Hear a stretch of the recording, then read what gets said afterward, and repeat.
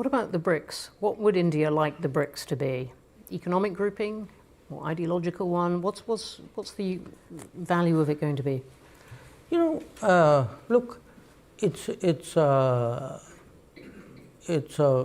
hard to put a label on it, and we all like putting labels. I mean, that's what we do for a profession. I mean, that's why you have you do what you do, and I do what I do.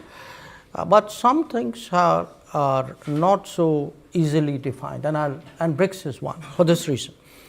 I can't say that it's, I couldn't put an ideological label on it, in the sense, if you look at the BRICS members, even the original members, we are a very diverse group.